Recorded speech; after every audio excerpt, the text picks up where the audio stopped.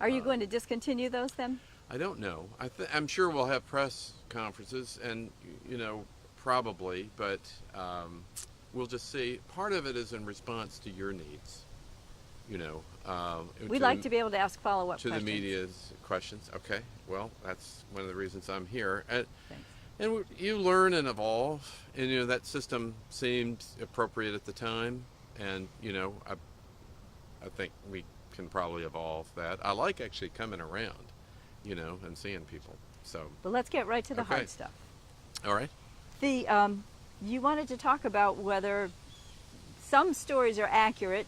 Tennessee right now, national particulars, being painted as jimmying somehow with the numbers, messing with the numbers. I can't trust the numbers now. Right. What do you say about that? Well, boy, is that not true in fake news. It's interesting how we kind of got, in this time of divisiveness, propelled into a national story that nobody locally believes is at all true. We did have a big challenge here. Interestingly, Nashville and Memphis were the worst cities proportionally of any cities over 500,000 in the country. So you had a big crisis that was coming to Nashville. We responded. We responded to protect public health, and in this powerful way, the disease, it became clear as we learned more about it, is spread by young people, but it kills old people. Spread by young people, but kills old people. And so, consistent with the White House guidance, we did move on places like bars. We did move hard to require masks. Now, what's happened? Today, we're at 68 cases a day, not at 600. We're 88th in the state in terms of cases, not number one. If Memphis and Nashville had continued to be number one in this cases on a relative basis, we would be radioactive to the country in terms of number of cases. We would be famous for being so bad. Now we are improving, we're doing an incredible job, and we've earned that here locally. Now we are back open for business. Everything in Nashville, but now in a careful, limited way, keeping people safe, we are back open for business. This business of saying somehow that there were not enough cases in bars, right, for them to be supervised and closed. I mean, bars themselves were closed because their staff had too much disease outbreak.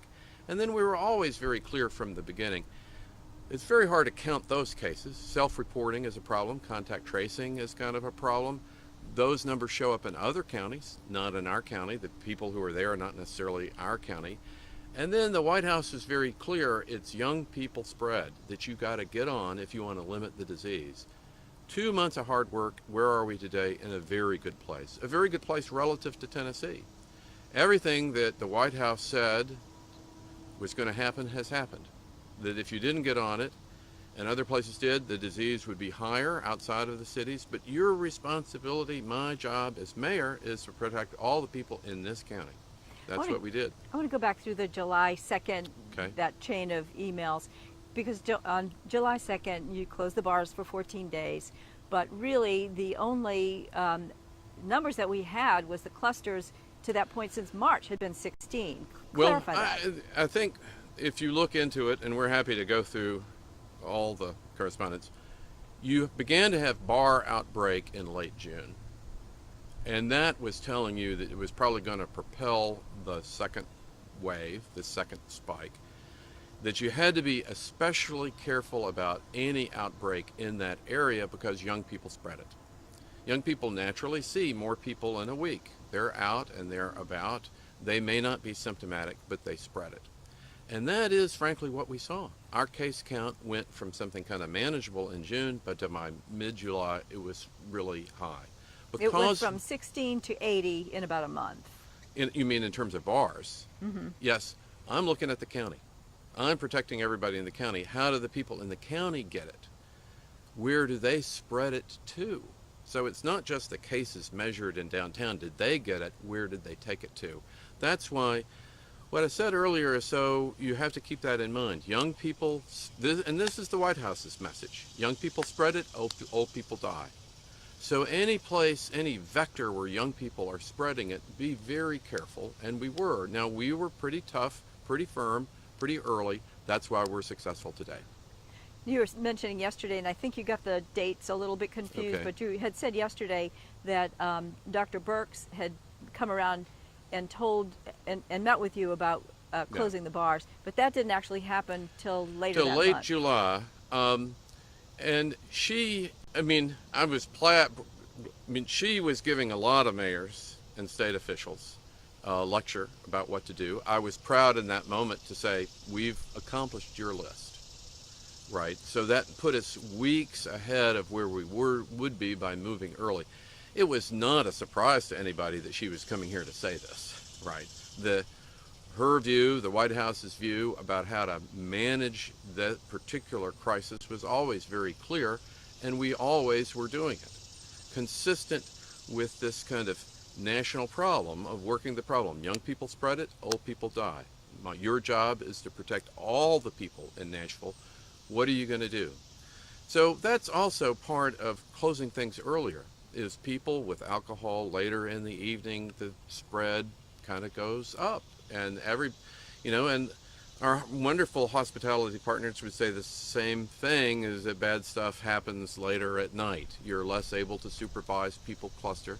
But it was Dr. Birx who told me, that it's very simple, John. Young people clustering together and shouting. You prevent that from happening, you're going to have a much better path for the disease going forward. Now, I get that special interests right now can complain that they were unfairly dealt with, but everybody has had a hard few months. The hotel owners, the small business communities, they're not alone in having a challenge, particularly if you're in a public-facing business. You're serving the public. That's your business, is to serve the public. Anybody doing that, whether it's a retail store or a bar, is going to be challenged in this environment. And nobody is happy about it, but this was the right public health advice, and that's frankly why we're able to get back to high school football, begin to have the Titan Stadium. We're always moving the dial forward to minimize the level of risk.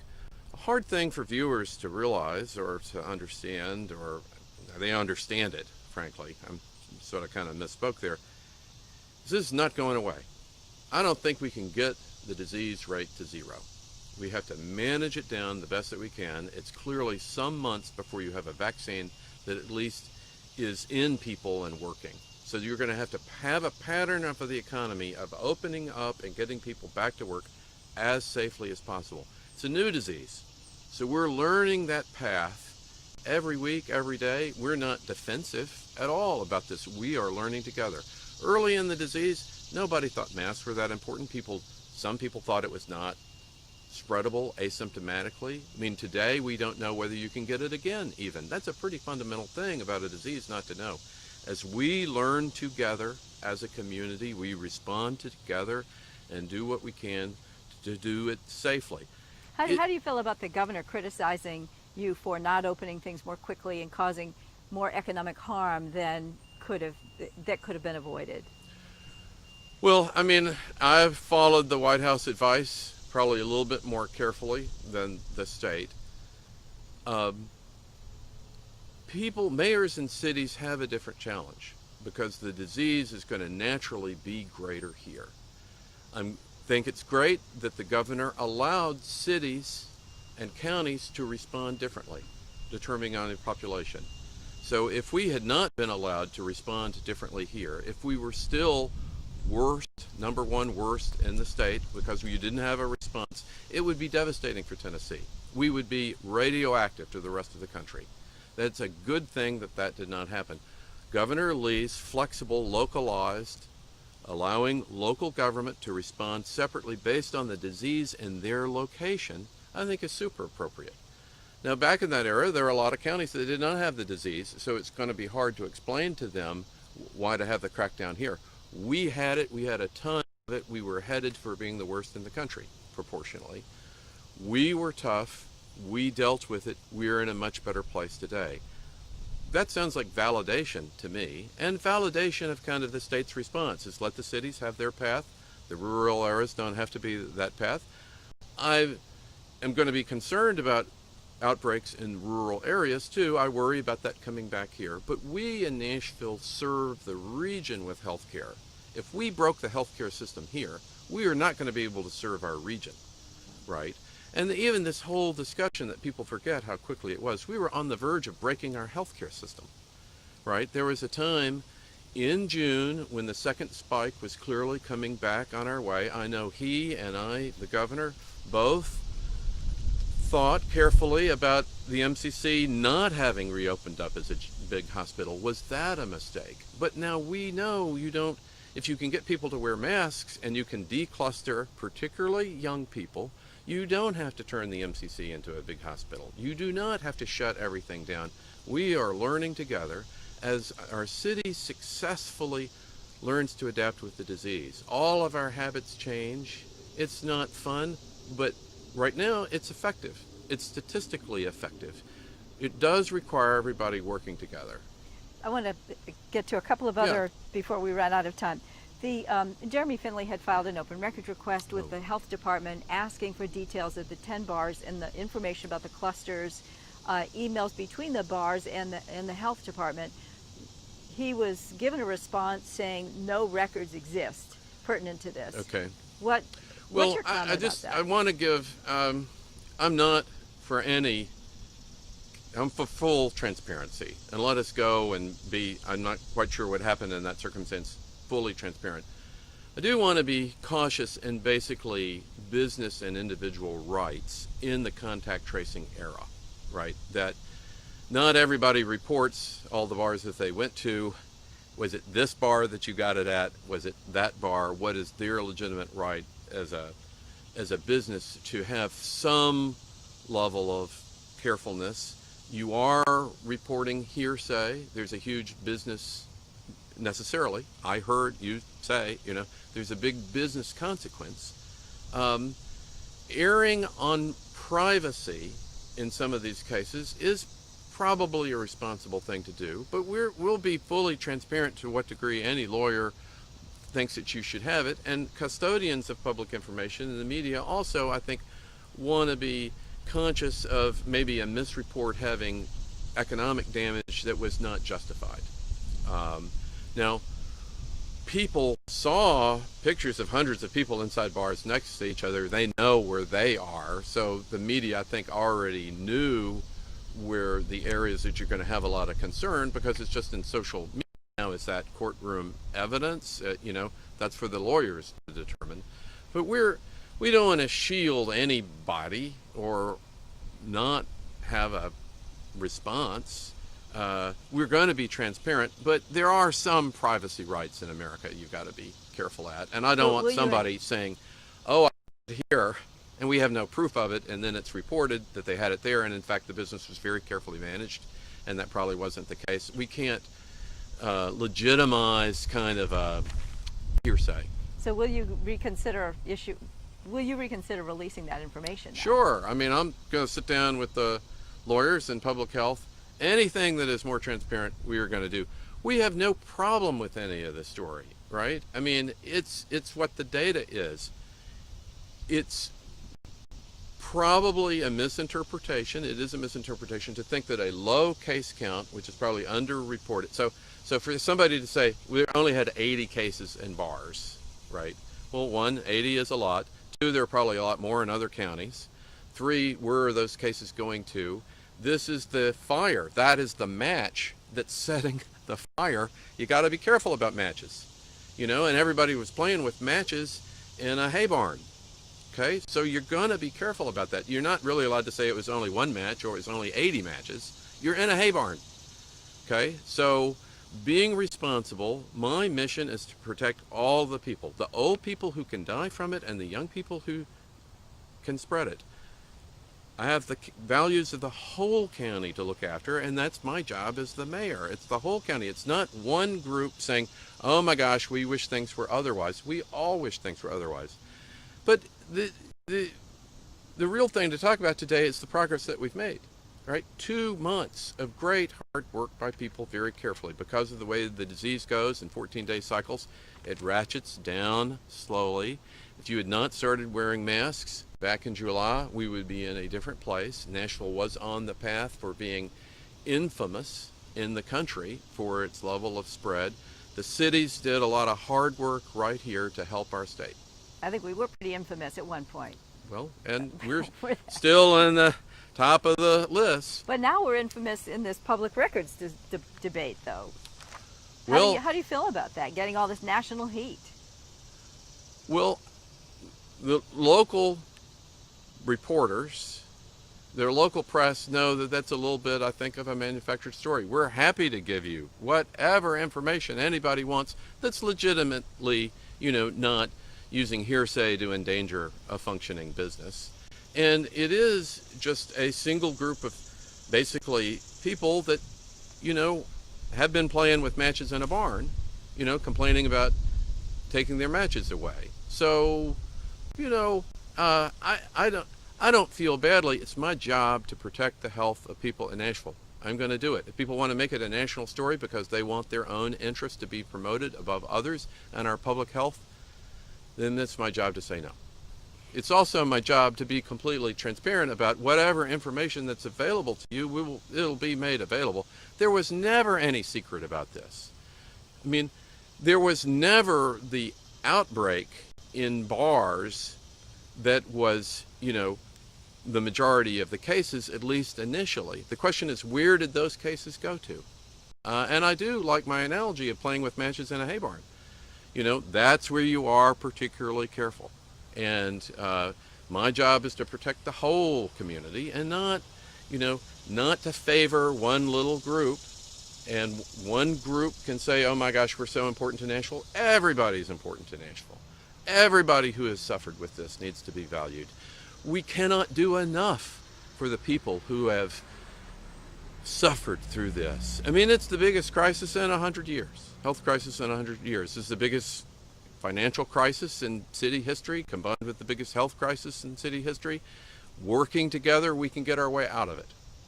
By choosing to be divisive, well, then that's going to just make it harder. There are two natural disasters that went on in this county. We may have a self-inflicted one with the referendum, but let's just keep the disasters down and let's keep the progress up. High school football is fantastic.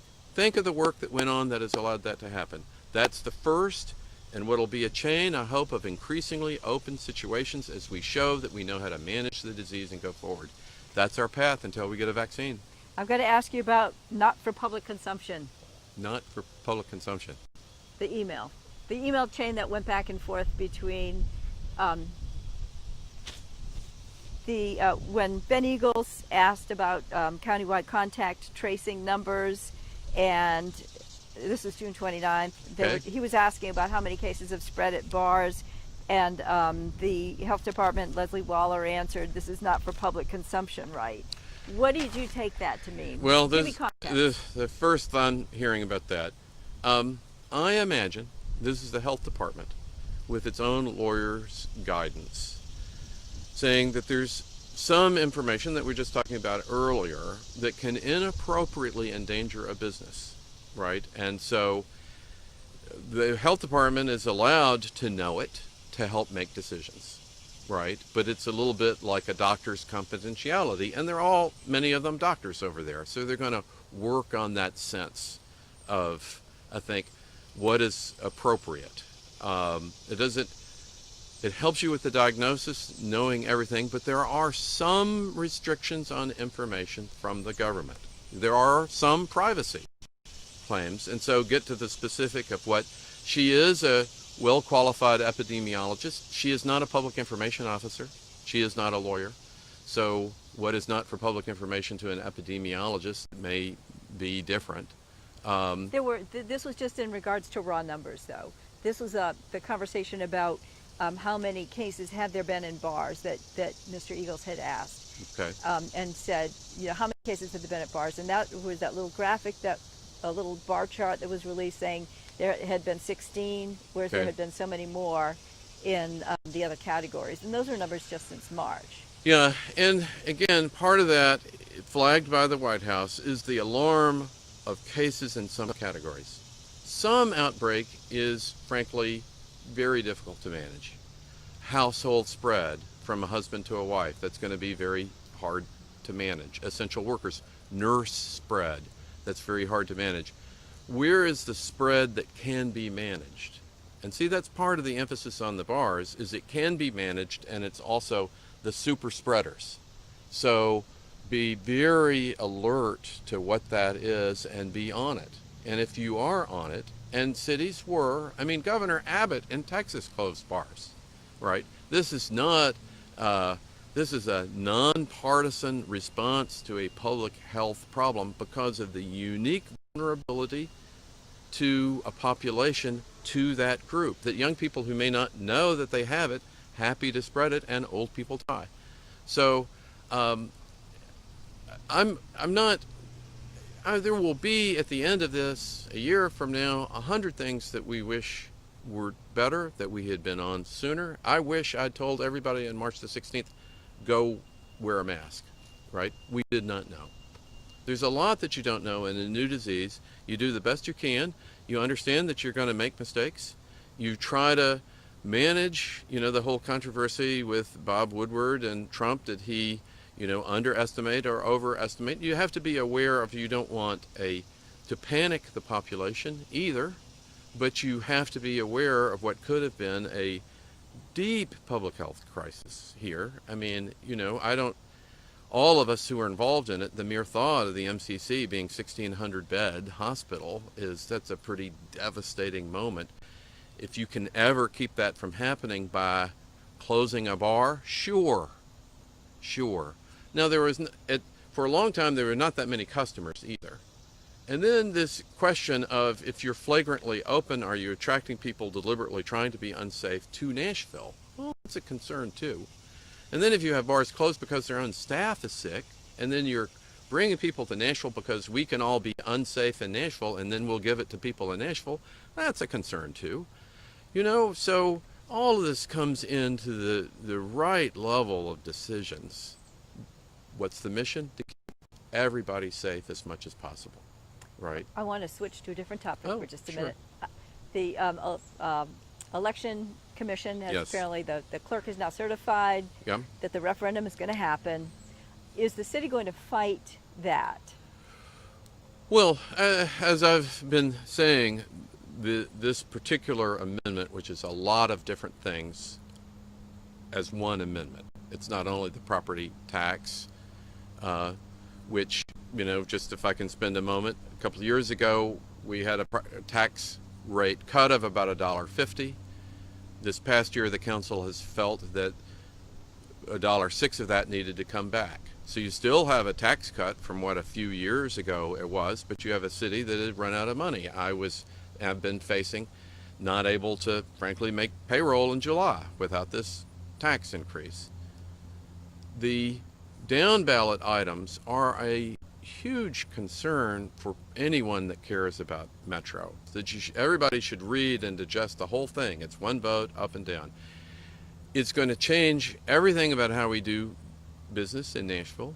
The new Bellevue High School that we're excited about, of course, building, that'll be subject to a referendum, right? Is this the Nashville that we want to be in, that the Bellevue High School has to be voted on by everybody else in the county? Then maybe nothing ever gets built. There's a lot to it that is a deep concern. There's a lot of conflict in it with state law. So for your viewers to understand, just because it showed up on a ballot doesn't mean that a careful lawyer can tell you that it's implementable, or that a careful finance director can tell you even how to do it, right? That you're creating a chaotic and a chronic condition and financial instability in Nashville through this item.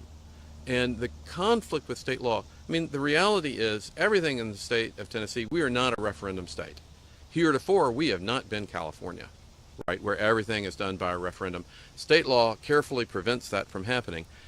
Kind of having somebody wanting us to be California-style referendum-driven government and putting on the ballot doesn't mean that state law really enables that to happen. So there are powerful legal questions. I would love for you all to examine this more closely in the days ahead. Is it even implementable? I know it's your wish But this is not an official, this is a relatively small group who wrote a pretty political document, put it on the ballot because that's the way we do things. That doesn't mean that it's workable and doesn't mean that it's not going to have immense devastation. And the controller the other day was trying to be very clear about it. We don't balance our budget. He takes over. The way he takes over is not evaluative or careful. He just pays whatever can come in, and most of it he will not be able to pay. The bills come in on Monday. He decides what's able to be paid on Friday. Everything is unpaid. He's under no obligation to pay police officers or firemen or anything else. It's just whatever comes in. He's not, it's a takeover or a mandated oversight that is not really what people in the city want to have happen. He's the first to say, you do not want this to happen. You don't want it to be administered out of his office. A lot of things that you believe in are not going to be able to happen. Can you stop it? Can the city stop this? Well, I personally believe that it is inconsistent with state law, and per se, you know, it even shouldn't be a choice. Why are we going to spend $1 million to have a special election to swallow a poison pill and then have people say, well, maybe you'll think of an antidote after you've swallowed the poison pill? Let's just not swallow that poison pill. But we'll, of course, there is a process. The public needs to be involved and to be educated on both sides of the story. Right now, they only kind of hear one story. Oh my gosh, we had to give some of the tax cut back. That is hard to do. We're in an unemployment situation, a crisis in the city. Yes, I said myself, probably to you at the beginning of this, it's unthinkable. It's awful, but it's necessary. And that's what stewardship is going to require out of a great city going forward. We are walking back some of the tax cut, but still our taxes are the lowest of any city in the state, and we're the lowest tax state in the country. And we got into an abnormally low era, and if you don't think this is true, ask anybody of all these people who've moved to Nashville what the tax rate was in their state and the property taxes. Dallas, Indianapolis, we're in a blessed condition that we have to preserve, but we also have to pay our bills. Mr. Mayor, thank Okay, you. thank you. Appreciate Super you coming great. out today to talk to us. Well, thank you again. Happy and all these, we're completely transparent. I mean, here's my challenge to you. We don't ever have to send in a FOIA request. Let me know. Let me know. Right? I'll say that to Ben or anybody else. I mean, that was part of the old style of government. Some of this stuff.